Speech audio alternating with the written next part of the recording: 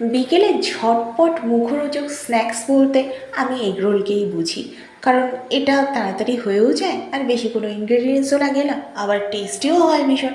আর বিশেষ করে যদি সেটা হয় মায়ের হাতের বানানো এগরোল, তাহলে তো কোনো কথাই নেই। তো বানানোর পদ্ধতি চলছে, চলো আমরা চুপচাপ দেখি আর সবশেষে খাবো, এটুকুই আমার কাজ।